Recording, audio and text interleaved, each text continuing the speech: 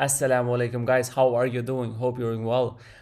Today it is day 13 of our reading challenge, and we have 7 days to go, like to finish the reading challenge. And I am so happy to see you all today. And let's get started. Before we start, I just want to ask you for a quick favor. Can you please subscribe to my YouTube channel because it will help me improve my social media presence. Okay, like I'm gonna speak Uzbek here. Um, YouTube kanalimga obuna bo'lib qo'yishingizni so'rayman, chunki bu meni kelajakdagi ishlarimga yordam berishi mumkin va bu videoga ham like bosib, pastda kommentariyada o'zinglarni fikringlarni mana shu video lesson bo'yicha va veb-saytimiz haqida o'zinglarni fikrlarni qoldirib ketsanglar, bu bizani shunaqa xursand qiladi. Bu narsalar bizani puldan ko'ra ko'proq xursand qilyapti hozirgi paytlarda, because we are working on this thing 24/7. Juda ko'p ustida ishlayapmiz bu veb-saytimizni va ya'ni startup veb-saytimizni va har bitta olayotgan feedbackimiz bizga rostdan kuch beryapti. Xo'p, bugun sizlar bilan pastda juvon bajaramiz. O'tgan safar inglizcha tushuntirib ko'rdim. Juda ko'pchilik yozmadinglar, ya'ni o'zbekcha yaxshimi, inglizcha yaxshimi? Aniq mana shu safar iltimos kommentariyada yozib ketinglar, qaysi bir yaxshi? O'zbekcha tushuntirganim yaxshimi, inglizcha tushuntirganim yaxshimi? Bugun mana o'zbekcha tushuntiraman. Yoki yana bilmadim endi. I'm gonna like 50-50, o'rtada qilib ko'raylik bu safar. Sometimes I'm gonna speak Uzbek and sometimes I'm gonna speak English. Okay, because if you are already in the IELTS course, you should be able to understand English words, like English speaking, right? So what? We're just gonna get started. If you're ready, let's get started. Then and by the way, this passage 1 has appeared in the real exam and it may be given in the real exam again. So make sure you understand this 100% and you will be ready in case you receive this test in your exam. Okay. Before and I also want to show you that we have the real exam functions, and if you want you can choose the contrast, change the contrast, and if you want you can change the text size. So yeah, we have these functions, and if you have some uncertainties you can just mark it and so that it will be it will be just a reminder for you if you are not sure about some of the answers. Okay, so I'm gonna start. First of all, deep sea discovery, what is it? I'm gonna read the first part a little bit. Okay. Nico Michaels is an ecologist from the University of Tübingen in Germany, who spends part of each year in Egypt, where he dives into the Red Sea. Okay, it's like Kızıl Derya, Dengiz, I think, right? Dengiz. Observing fish life and gathering data on its coral reefs. What is coral reef actually? Coral reef is like a type of a creature under the sea, right? So, okay, I think that's it. So 2007 dive, expected what? Total darkness, 15 meters, right? That's it. I understand, like 2007. Michael could see red markings on fish without the aid of the red filter, okay? That's very nice. And I have already seen the second question, first and second question, and then we are moving on to the I have to actually know 2 questions from each question type. Okay, so one word only we have here.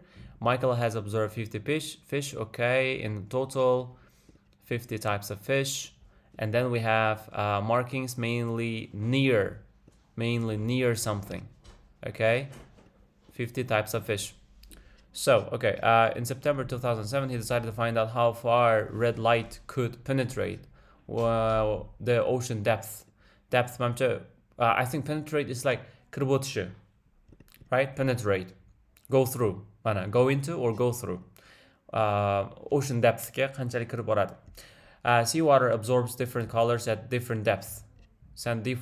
Absorb degan o'ziga shimo means like, for example, if you direct a light into the water, it can go for 10 meters, maybe 5 meters, I don't know. After that, there will be no light. And tepadan light qaratadigan bo'lsa, qanchadir masofagacha u turadi va undan keyin ko'rinmay qoladi light, different colors at different depth. And as an experienced diver, Michael was aware that the red light is extinguished not far below the surface, whereas blue light penetrates deeper. Not below the surface.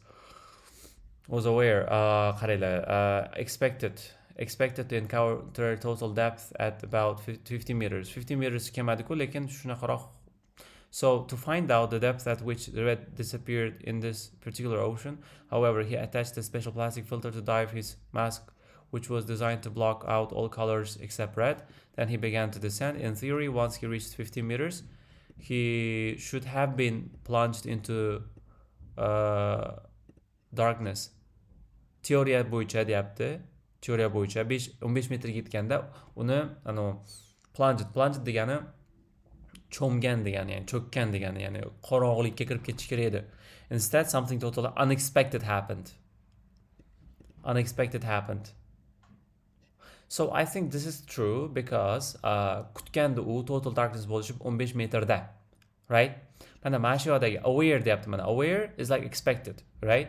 Extinguished, like extinguished is like extinguished no far below the surface. The surface reached about 50 meters. Mana bu teoriya bo'yicha 15 metrgacha borishi aytilgan ekan. So mana shu qismida berilgan javobimiz, right? Total darkness bo'lishi kerak edi, lekin unaqa bo'lmadi. Unexpected happened deyapti. Sure enough, 20 meters down, it was as dark as night. All the fish disappeared.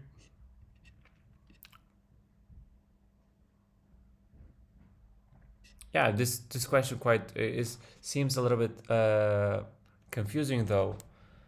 Hop expected to encounter. So my brother was aware that red light is extinguished. Extinguished degani yo'q bo'lib ketishi mana. Extinguished nima degani? Stamp out, dampen, blow out. Yana o'chishida, o'chib qolishi. Not far below the surface. Not far below the surface. Whereas below, to find out the depth, he attached, okay, then he began to descend. In theory, once he reached about, he should have been, mana. Xullas shunaqa, mana shu joydan chiqyapti. Mana 15 metrga borganda qorong'ilashib qolish kerak edi deyapti. Bo'ldi. We're not gonna stay there for long. Michael could see the red markings on fish without the aid of, okay, bunga hali kelmadi va bunga hali keldimi? Yo'q, hali bunga ham kelmadi. Davom etamiz. We're just gonna go on. Sure enough, 20 meters down, all the fish disappeared with no light from the surface. They were effectively black and had become invisible. He says, but it didn't say stay black for long. Then I saw a group of goby fish with bright red eyes lit up against the background after that red spots began to show up all over the reef. Okay, so they had like black lights, I think, in their eyes, right? Goby fish.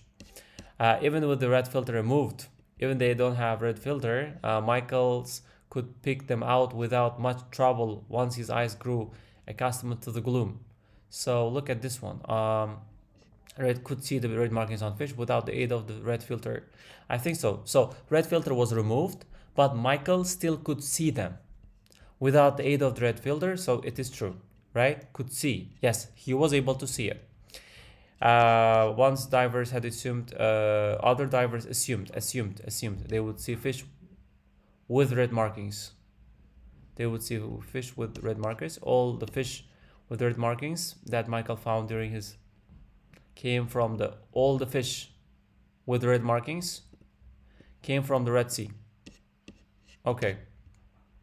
So it seems strange that no diver or researcher had spotted all this red before. Oh my gosh, look at this one. Other divers had assumed they would see fish with red markings. Is there anything about assume? It seems strange that no diver or researcher had spotted all this red before, but as Michael points out, no one saw it because no one expected to see it. Yes.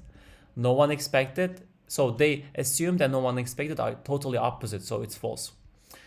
On that one dive, Michael discovered 3 fish species with prominent red markings and has found many others since. Okay, we don't have this information yet. Buni ham qarab qo'yamiz. Michael first thought of the possibility that fish could flourish or something. Flourish while he was in Germany. Flourish. I don't know what that flourish is, but I think it's related to color. Changing color. Shine. Yes, sure. Bright. But even if I didn't know that, it doesn't really prevent me from choosing the answer, because some words have to be understood in the context, not like translated directly. Okay. Okay. So, but how can fish appear red while there is no red light? Ordinary red pigments. Pigment is like, what is it? Pigment. O'zbekchada ham o'zi pigment deyiladi-da bu, lekin rangga doirroq bir kichkina molekulalarga o'xshagan narsa bo'lishi kerak bu. Mayda narsalar mana pastda bergan ekan. Pigment is substance that gives you a particular color. Mana shunaqa narsa xullas, tarjima qilish shart emas menimcha.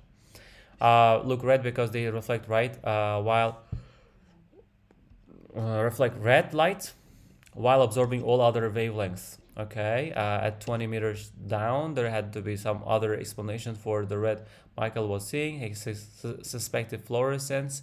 Fluorescence degan narsani suspected qilgan ekan. Fluorescence ham boya shine qilishini. Fluorescent pigments have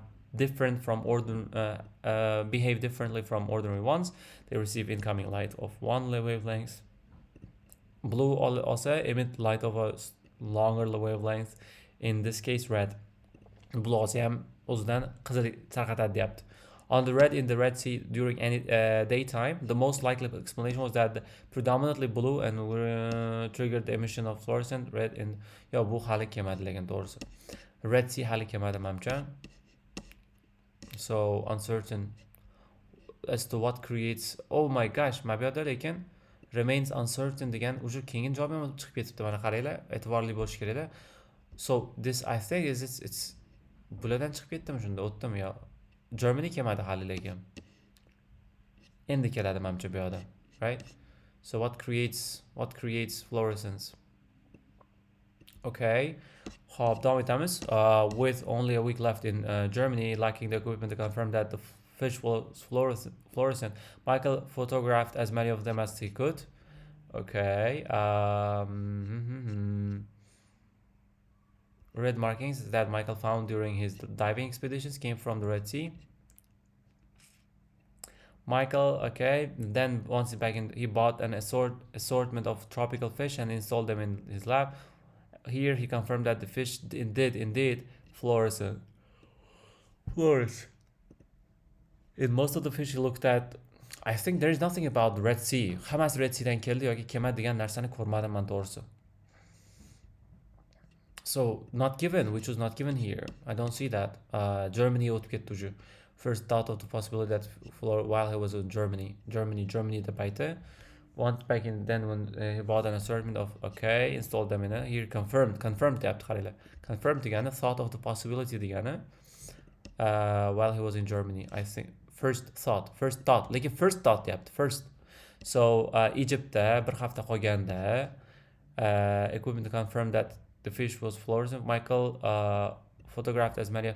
Rasmga olib ketgan Egyptdan, lekin o'sha payti u fluorescence bo'lishi mumkin degan fikr bo'lgan, lekin so it should be true, emas false, because Germany da emas edi u payti Egypt edi, keyin Germanyga kelib confirm qildi. That is the correct answer, guys. I think so. In most of the fish you looked at, the fluorescence could be traced to specialized pigment cells that lie in the skin beneath the scales. Scales degani bu what do we call it? Tillalari bo'ladi-ku baliqni. O'shaning tagidagi skindan kelar ekan u pigmentlar, ranglar.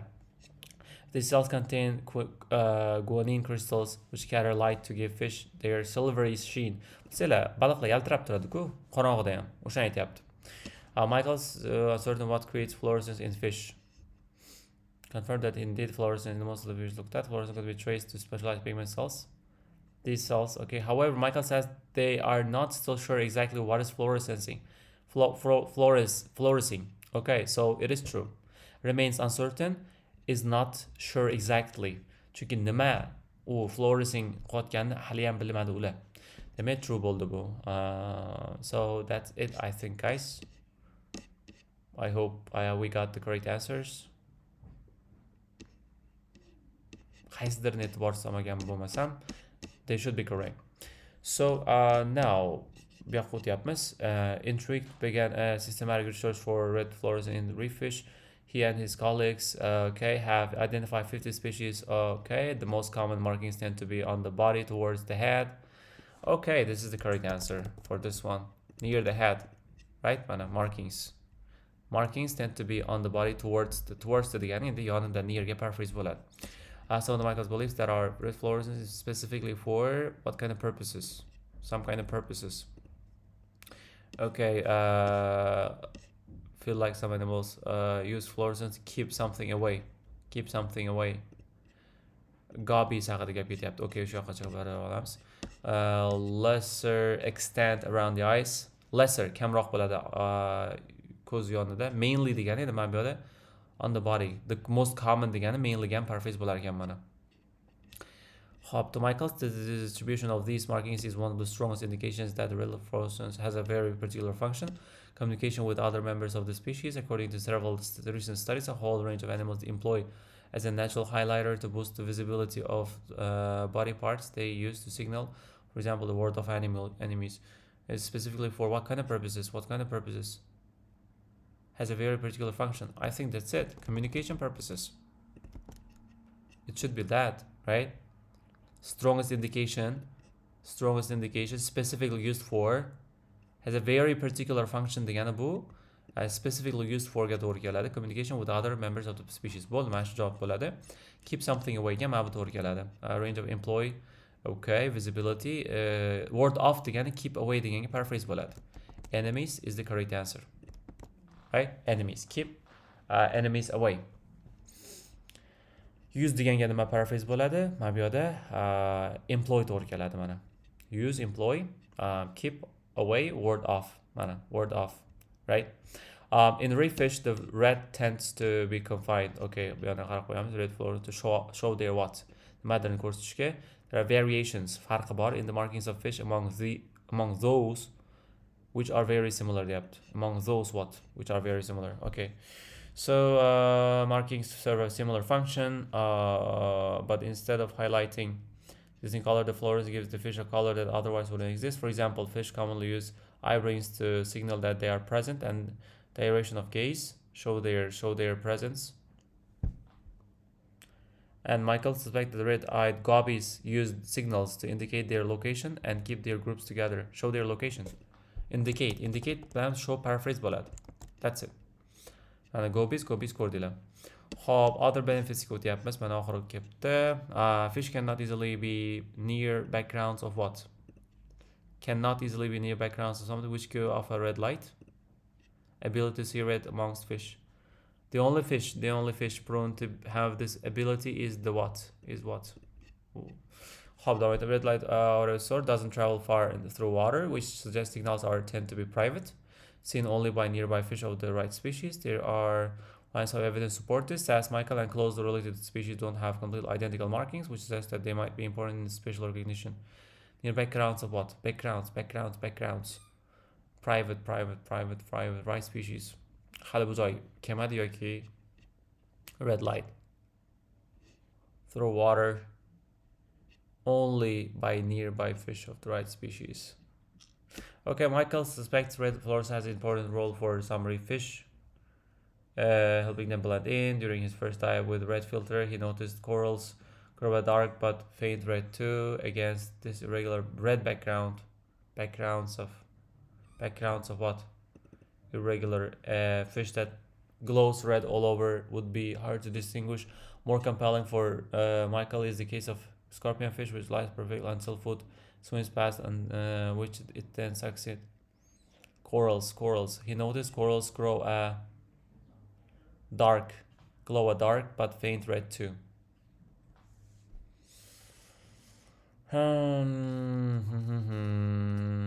Xo'p, ozgina ko'ramiz. Mana shu ham javob bo'lishi mumkin.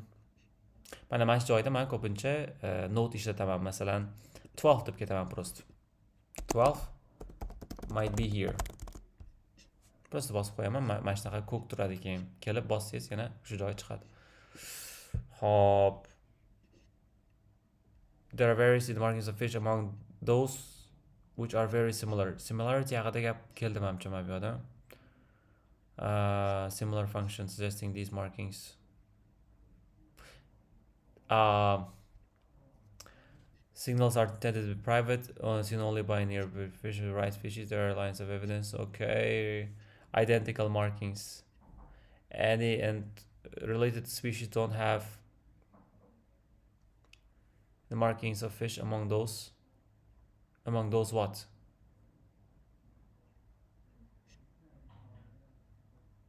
Species which are very similar. Species recognition.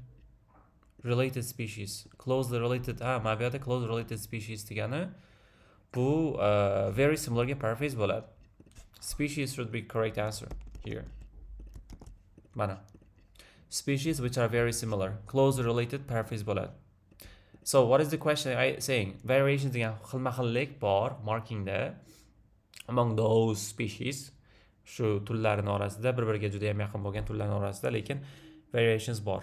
Mana variation degani mana bu yerda ham aytyapti. Don't have completely identical markings. Ularning markinglari bir xil bo'lmaydi deyapti.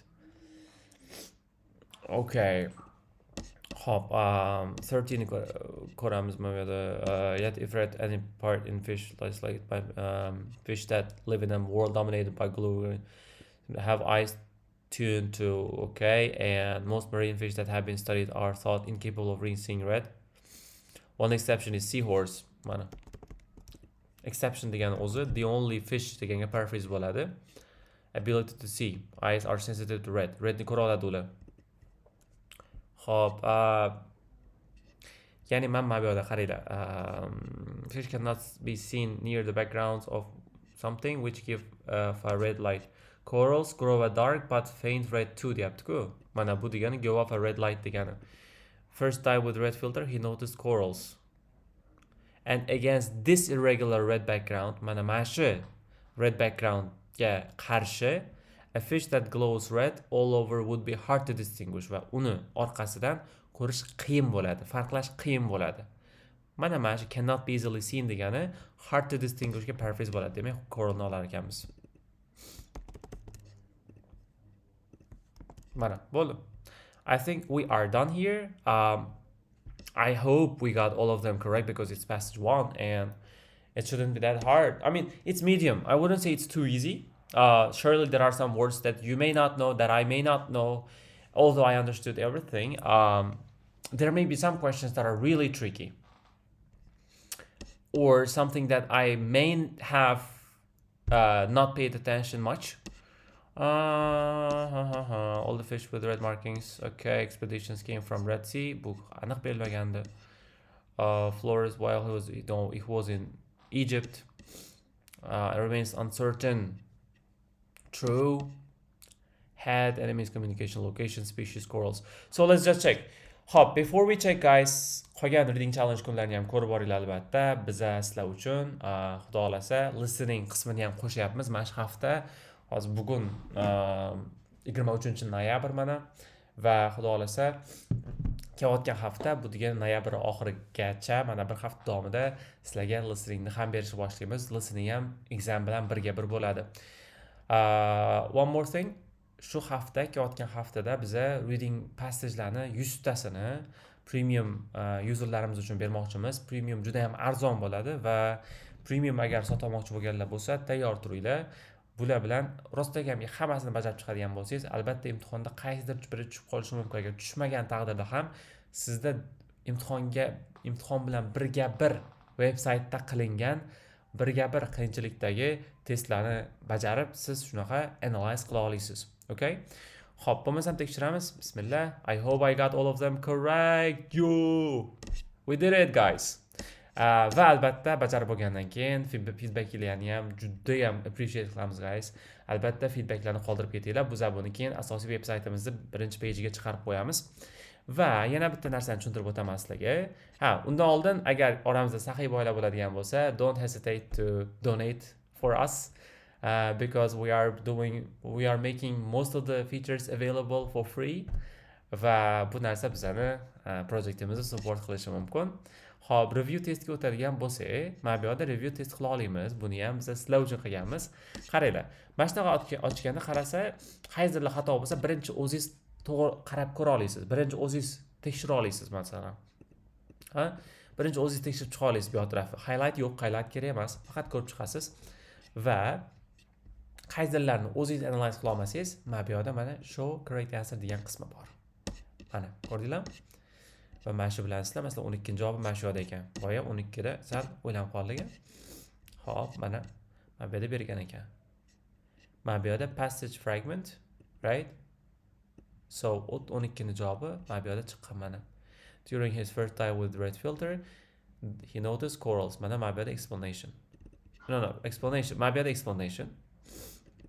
Near faintly glowing red corals helps fish blend in near faintly glowing red. Mana bu yerda during his first dive, background fish glows red all over. Mana shu yerda explanation berilgan xullas. Right? So I think that's it. Thank you very much for your attention, guys. And I'm gonna see you all in day 14. Okay, guys? See you. Bye-bye.